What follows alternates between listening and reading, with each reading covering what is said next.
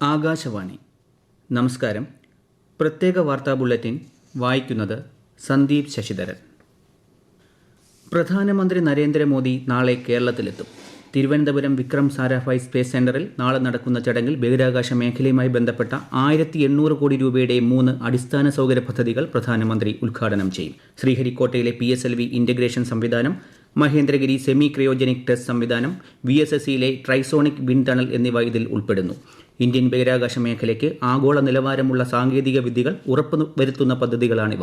മനുഷ്യനെ ബഹിരാകാശത്തെത്തിക്കുന്നതിനുള്ള ഇന്ത്യയുടെ ആദ്യ ദൌത്യമായ ഗഗൻയാന്റെ പുരോഗതിയും പ്രധാനമന്ത്രി വിലയിരുത്തും. തുടർന്ന് തിരുവനന്തപുരം സെൻട്രൽ സ്റ്റേഡിയത്തിലെത്തുന്ന പ്രധാനമന്ത്രി BJP കേരള പദയാത്രയുടെ സമാപന സമ്മേളനത്തെ അഭിസംബോധന ചെയ്യും. കേന്ദ്ര സഹമന്ത്രി V. മുരളീധരൻ, BJP സംസ്ഥാന അധ്യക്ഷൻ K. സുരേന്ദ്രൻ, പ്രകാശ് ജാവ്ദേക്കർ ഉൾപ്പെടെയുള്ള മുതിർന്ന നേതാക്കൾ സമ്മേളനത്തിൽ പങ്കെടുക്കും. 1,00,000 പ്രവർത്തകരും സമാപന സമ്മേളനത്തിന്റെ ഭാഗമാകും. റെയിൽവേ സ്റ്റേഷനുകളെ ലോക നിലവാരത്തിലേക്ക് ഉയർത്തുന്ന നരേന്ദ്രമോദി സർക്കാർ നയം രാജ്യത്തെ ഏറ്റവും സാധാരണക്കാരായ ജനങ്ങൾക്കുള്ള ആദരമാണെന്ന് കേന്ദ്ര സഹമന്ത്രി V. മുരളീധരൻ. വർക്കല ജനതാമുക്കിൽ റെയിൽവേ മേൽപ്പാലത്തിന്റെ നിർമ്മാണ ഉദ്ഘാടന ചടങ്ങിൽ സംസാരിക്കുകയായിരുന്നു അദ്ദേഹം. പ്രധാനമന്ത്രി നരേന്ദ്രമോദിയാണ് ഓൺലൈനായി ഉദ്ഘാടനം നിർവഹിച്ചത്. കേരളത്തിന്റെ റെയിൽവേ വികസനത്തിൽ സമാനതകളില്ലാത്ത ഇടപെടലാണ് നരേന്ദ്രമോദി സർക്കാർ നടത്തുന്നതെന്ന് ശ്രീ മുരളീധരൻ ചൂണ്ടിക്കാട്ടി. ചെങ്ങന്നൂർ, തൃശൂർ, ഗുരുവായൂർ റെയിൽവേ സ്റ്റേഷനുകളുടെ പുനർവികസനത്തിനും സംസ്ഥാനത്തെ 24 റെയിൽവേ ഓവർബ്രിഡ്ജുകളുടെയും 3 അണ്ടർബ്രിഡ്ജുകളുടെയും നിർമ്മാണത്തിനുമാണ് പ്രധാനമന്ത്രി ഇന്ന് തുടക്കം കുറിച്ചത്.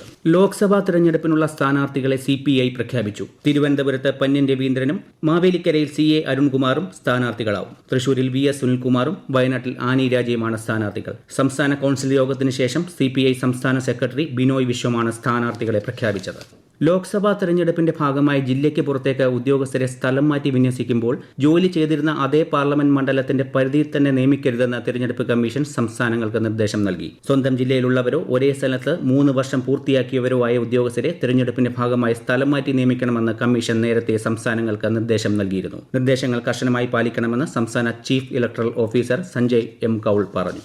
ഈ സർക്കാർ അധികാരത്തിലെത്തിയ ശേഷം മാത്രം വൈദ്യുതി മേഖലയിൽ 654.5 മെഗാവാട്ടിന്റെ അധിക ഉൽപാദനശേഷി സംസ്ഥാനം കൈവരിച്ചതായി മുഖ്യമന്ത്രി പിണറായി വിജയൻ. കോഴിക്കോട് ജില്ലയിലെ പെഴുവണ്ണാമൂടി ചെറുകിട ജലവൈദ്യുത പദ്ധതിയുടെ ഉദ്ഘാടനം ഓൺലൈനായി നിർവഹിക്കുകയായിരുന്നു മുഖ്യമന്ത്രി. 2016 മുതൽ ജലവൈദ്യുത പദ്ധതികളിലൂടെ 50.6 മെഗാവാട്ടിന്റെ അധിക ഉൽപാദനശേഷിയാണ് കേരളം കൈവരിച്ചത്. 2025 ആകുമ്പോഴേക്ക് കേരളത്തിന്റെ വൈദ്യുതിയുടെ ആവശ്യകതയുടെ 40% പുനരുപയോഗ സാധ്യതയുള്ള സ്രോതസ്സുകളിൽ നിന്ന് ലഭ്യമാക്കാനാണ് ശ്രമിക്കുന്നത് െന്നും മുഖ്യമന്ത്രി പറഞ്ഞു.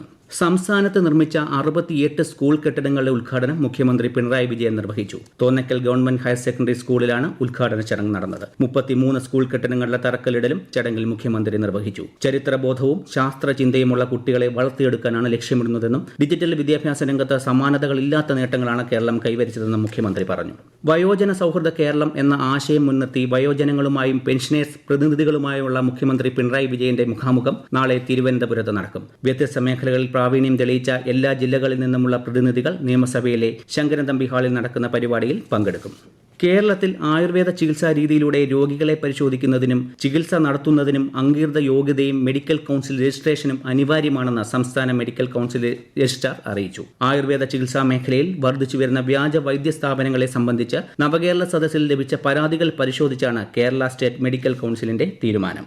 നവകേരളം കർമ്മ പദ്ധതി ആർദ്രം മിഷന്റെ ഭാഗമായി സംസ്ഥാനത്ത് 35 കുടുംബാരോഗ്യ കേന്ദ്രങ്ങളുടെ നിർമ്മാണ പ്രവർത്തനങ്ങൾ പൂർത്തിയായതായി മന്ത്രി വീണ ജോർജ്. കഴിഞ്ഞ ഏപ്രിൽ മുഖ്യമന്ത്രി ഉദ്ഘാടനം ചെയ്ത 50 കുടുംബാരോഗ്യ കേന്ദ്രങ്ങൾക്ക് ശേഷമുള്ളവയാണിവ. സംസ്ഥാനത്തെ 886 പ്രാഥമികാരോഗ്യ കേന്ദ്രങ്ങളാണ് ഘട്ടം ഘട്ടമായി കുടുംബാരോഗ്യ കേന്ദ്രങ്ങളായി ഉയർത്തുന്നത്. കണ്ണൂർ സർവകലാശാലയിലെ വിവിധ പഠന ബോർഡുകൾക്ക് അംഗീകാരമായി. വിവിധ വിഷയങ്ങളിലായി പുനഃസംഘടിപ്പിച്ച 72ഓളം പഠന ബോർഡുകൾക്കാണ് അംഗീകാരം ലഭിച്ചത്. പ്രശസ്ത ഗസൽ ഗായകൻ പങ്കജ് ഉദ്ദാസ് അന്തരിച്ചു. 73 വയസ്സായിരുന്നു. രോഗബാധയെ തുടർന്ന് ദീർഘകാലമായി ചികിത്സയിലായിരുന്ന അദ്ദേഹം മുംബൈയിലെ ബ്രീച്ച് കാൻഡി ആശുപത്രിയിലാണ് അന്തരിച്ചത്. പ്രത്യേക വാർത്താ ബുള്ളറ്റിൻ കഴിഞ്ഞു. അടുത്ത വാർത്താ പ്രക്ഷേപണം നാളെ രാവിലെ 6:45.